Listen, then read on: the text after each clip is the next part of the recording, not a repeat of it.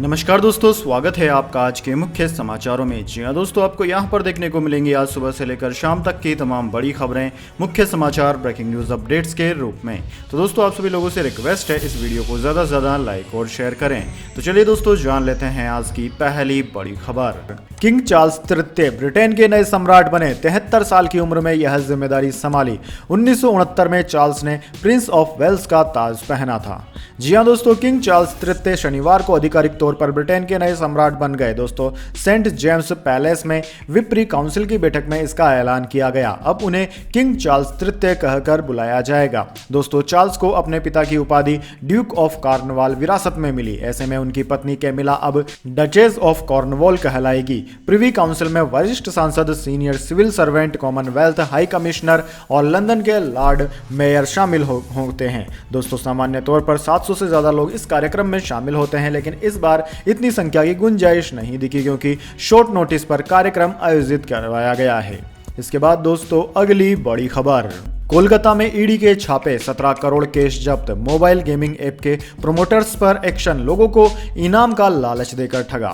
जी हां दोस्तों, परिवर्तन निर्देशालय ने कोलकाता में शनिवार को मोबाइल गेमिंग ऐप कंपनी के प्रोमोटर्स के 6 ठिकानों पर छापेमारी की। इनमें से अब तक 17 करोड़ रुपए कैश जमा कर लिए गए हैं। दोस्तों, ये छापे मनी लॉन्ड्रिंग एक्ट के तहत डाले गए हैं, जहां 2500 और 200 रुपए के नोटों के बंडल मिले। दोस्तों, ईडी की कार्यवाही मोबाइल गेमिंग ऐप कंपनी नन गेट्स और इसके प्रोमोटर आमिर खान और अन्य के ठिकानों पर की गई। दोस्तों, ईडी के अनुसार अभी नोटों की गिनती चल रही है। नोट गिनने के लिए 5 मशीनें मंगवाई गई है। साथ ही बैंक स्टाफ को मौके पर बुलाया गया। इसके बाद नोटों को गिनने की कार्यवाही शुरू हुई। इसके बाद दोस्तों, अगली बड़ी खबर। मोदी के गढ़ में गरजे ओवैसी, बोले देश में खिचड़ी सरकार की है जरूरत, बहुत देखे मजबूत प्रधानमंत्री। जी हां दोस्तों, AIMIM के मुखिया और सांसद असदुद्दीन ओवैसी ने केंद्र की नरेंद्र मोदी सरकार पर जोरदार हमला बोला। दरअसल दोस्तों, गुजरात में होने वाले आगामी विधानसभा चुनाव के चलते ओवैसी आज अहमदाबाद पहुंचे थे। दोस्तों, उन्होंने केंद्र सरकार पर हमला बोलते हुए कहा कि देश में अब खिचड़ी सरकार बननी चाहिए जो दबे पिछड़े वर्गों की आवाज को सुने। उन्होंने कहा कि देश ने 2 बार मजबूत सरकार को देख लिया है। ओवैसी ने कहा कि देश को एक कमजोर पीएम की जरूरत है, क्योंकि 306 सांसदों वाले पार्टी के मजबूत पीएम हमेशा सिस्टम को ही कोसते रहते हैं। उन्होंने प्रधानमंत्री से सवाल करते हुए कहा कि अब आपको इससे और कितनी ज्यादा शक्तियां चाहिए। ओवैसी ने इस साल होने वाले गुजरात विधानसभा चुनाव को लेकर अपनी पार्टी की तैयारियों का जायजा लिया। दोस्तों, गुजरात विधानसभा चुनाव के सवाल पर जवाब देते हुए कहा कि उनकी पार्टी पूरे दम के साथ चुनाव लड़ेगी। गुजरात चुनाव पर बात करते हुए ओवैसी ने कहा कि उनकी पार्टी चुनाव बेरोजगारी, महंगाई के मुद्दे पर लड़ेगी। इसके बाद दोस्तों, अगली बड़ी खबर। महाराष्ट्र, गणेश प्रतिमा विसर्जन के दौरान 19 मरे, पानी में डूबने से हुई अधिकतर मौतें। जी हां दोस्तों, महाराष्ट्र के विभिन्न इलाकों में गणेश प्रतिमाओं के विसर्जन के दौरान हुई विभिन्न घटनाओं में कम से कम 19 लोगों की मौत हो गई, जिनमें से 14 की मौत डूबने से हुई। दोस्तों, पुलिस ने शनिवार को यह जानकारी दी। आपके जानकारी के लिए बता दें, 31 अगस्त से शुरू हुआ 10 दिवसीय गणेश उत्सव शुक्रवार को संपन्न हुआ।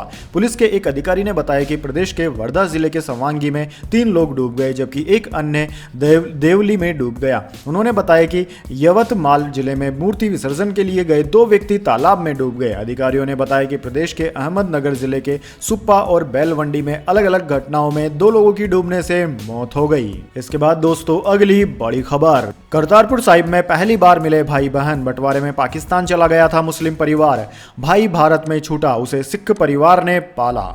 जी हां दोस्तों, पाकिस्तान स्थित श्री करतारपुर साहिब में बुधवार को एक भाई बहन अपनी बहन से पहली बार मिला। सिख भाई और मुस्लिम बहन को लिपट कर फूट फूट कर रोते देखा गया। वहां मौजूद सभी लोगों की यह देखकर आंखें नम हो गई। दोस्तों, जब इनकी कहानी लोगों को पता चली तो वह और भावुक हो गए। यह परिवार 1947 के बंटवारे में बिछड़ गया था।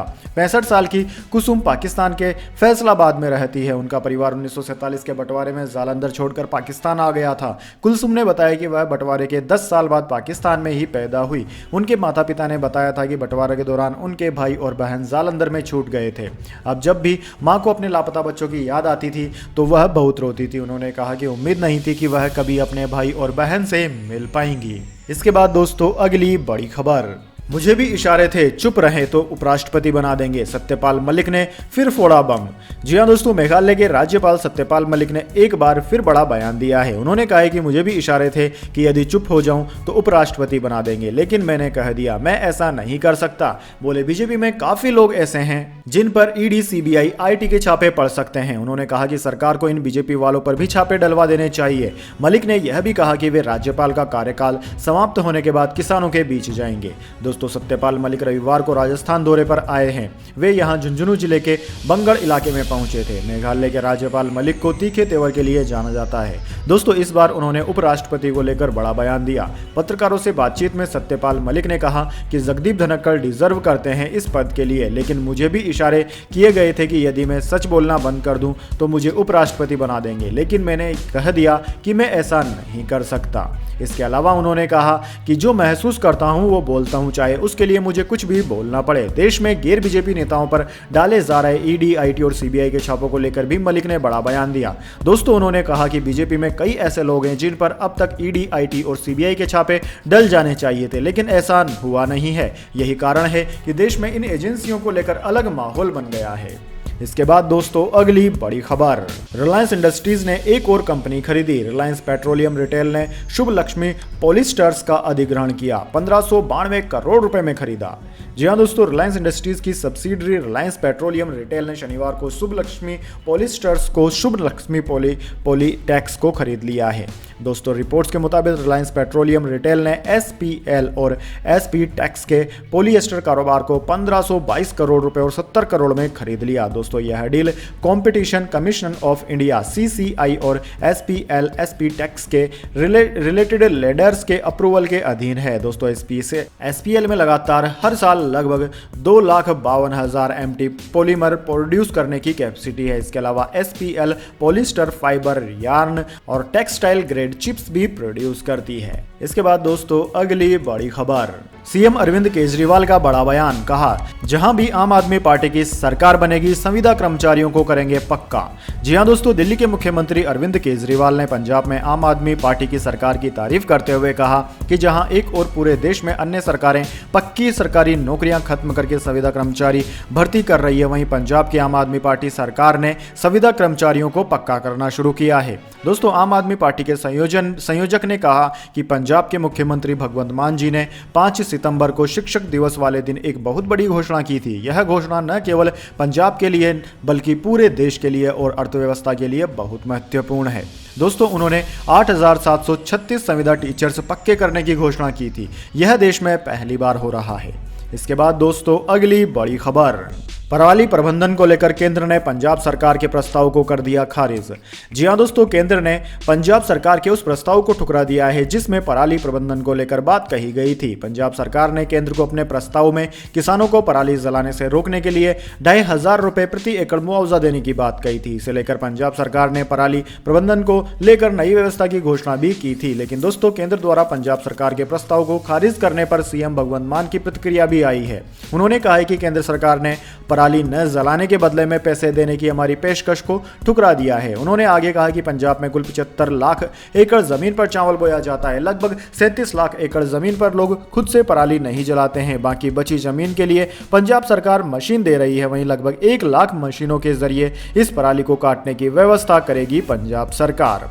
इसके बाद दोस्तों, अगली बड़ी खबर, जोधपुर में बोले अमित शाह, विदेशी टी शर्ट पहनकर भारत जोड़ने निकले हैं राहुल गांधी। जी हां दोस्तों, केंद्रीय गृह मंत्री अमित शाह ने कांग्रेस नेता राहुल गांधी की भारत जोड़ो यात्रा पर कटाक्ष करते हुए शनिवार को कहा कि उन्हें पहले भारत का इतिहास पढ़ना चाहिए। साथ ही उन्होंने राजस्थान की गहलोत सरकार पर वोट बैंक एवं तुष्टीकरण की नीति अपनाने का आरोप लगाया।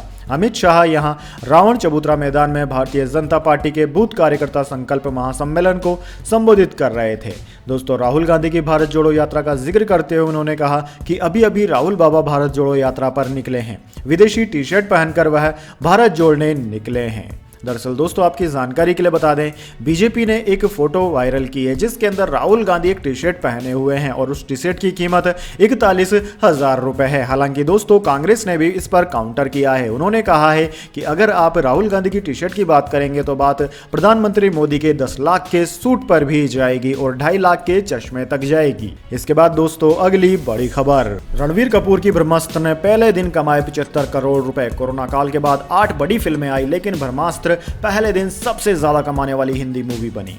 जी हां दोस्तों, रणवीर कपूर की फिल्म ब्रह्मास्त्र ने बॉक्स ऑफिस पर पहले दिन कमाई के नए रिकॉर्ड बनाए दिए। दोस्तों फिल्म ने ओपनिंग डे पर भारत में 36 करोड़ का कलेक्शन किया। इस तरह ग्लोबल ग्रॉस कलेक्शन 75 करोड़ रुपए रहा। दोस्तों इस तरह ब्रह्मास्त्र कोरोना काल के बाद बॉक्स ऑफिस पर पहले दिन सबसे ज्यादा कमाई करने वाली हिंदी फिल्म बन गई है। दरअसल दोस्तों कोरोना काल के बाद पिछले साल अक्टूबर में थिएटर खुले थे। इसके बाद करीब 27 फिल्में थिएटर में रिलीज हुई। आमिर, अक्षय जैसे बड़े स्टार की 8 बड़ी बजट की फिल्में रिलीज हुई लेकिन किसी ने पहले दिन इतना बिजनेस नहीं किया। दोस्तों आयन मुखर्जी के डायरेक्शन में बनी 410 करोड़ की ब्रह्मास्त्र ने हिंदी बेल्ट में करीब 36 करोड़ की कमाई की। फिल्म ने आंध्र प्रदेश और तेलंगाना स्टेट में 5.80 करोड़ कमाए। वहीं फिल्म का first day collection overall 75 crore रुपए का रहा।